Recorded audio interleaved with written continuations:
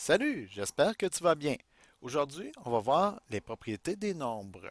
Je vais commencer par représenter un nombre à l'aide de jetons. Ce nombre que je représente est 12. C'est la raison pour laquelle j'ai pris 2 fois 5 jetons plus 2 autres jetons. Je vais donc l'inscrire juste à côté ici, le nombre 12. Voilà. Ma première question, je veux savoir, est-ce que 12 est un nombre pair ou impair? Afin de répondre à cette question, il me suffit de diviser 12 par 2. Est-ce que je peux diviser 12 en deux parties égales? La réponse est oui, et j'obtiens 6 jetons. Donc, j'ai deux regroupements de 6 jetons. 2 fois 6 égale 12. Donc, 12 est un nombre composé puisqu'il se compose de 2 fois 6 jetons et c'est également un nombre pair puisqu'il se divise en deux regroupements de 6 jetons. Ça me fait penser. Je vais effacer ici, maintenant qu'on sait qu'on a deux regroupements de 6 jetons, et je me pose la question, est-ce que 12 est un nombre carré? Je vais regarder, est-ce qu'il y a possibilité avec mes jetons de faire un beau carré avec 12 jetons? Non, je ne peux pas réussir à les placer.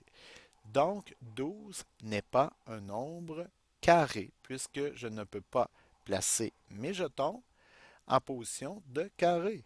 Pas plus compliqué que ça, j'espère que tu as bien compris. Good! Sinon, n'oublie pas, tu peux réécouter la vidéo. J'ai donc dit que 12 se disait en deux regroupements de 6.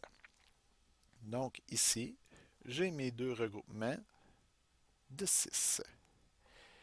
D'accord, maintenant, est-ce que 6 est un nombre pair ou impair? Est-ce que 6 se divise par 2?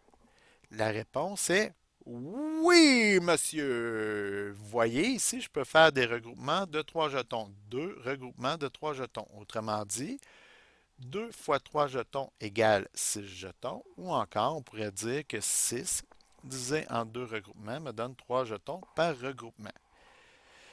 Maintenant, petite question. Est-ce que mes 3 jetons, je peux les diviser par 2? La réponse est non. Donc, ce n'est pas un nombre pair. Ça veut dire que 3 est un nombre impair. Est-ce que je peux diviser 3 par autre chose que lui-même ou que par 1? La réponse est non. Donc, 3 est un facteur premier. D'ailleurs, je vais faire l'arbre des facteurs premiers. Je vais donc ici, si on regarde, je suis parti avec 12 jetons. J'ai donc divisé en 2, ce qui m'a donné 6 jetons. Autrement dit, 2 multiplié par 6 me redonne 12. Parfait. Ensuite de ça, si on regarde, ici, le 2, ben, je ne pouvais pas le diviser plus, mais le 6, je l'ai divisé en deux regroupements de 3 jetons. Et d'ailleurs, si tu regardes bien, 2 multiplié par 3 me redonne 6. Donc, en gros, 12 est un nombre pair puisqu'il se divise par 2 et c'est un nombre composé de 2 fois 6.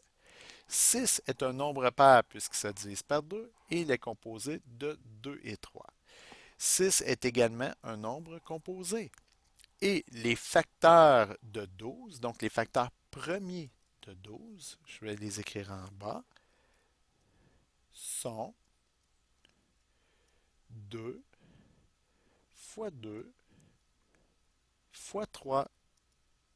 Et bien voilà, je vais juste mettre mes petits signes de multiplication pour être certain que tu comprennes bien. Donc 2 multiplié par 2 me donne 4, multiplié par 3 me donne 12. Et donc, 2 fois 2 fois 3 égale 12. Et 12 est également égal à 2 fois 2 fois 3.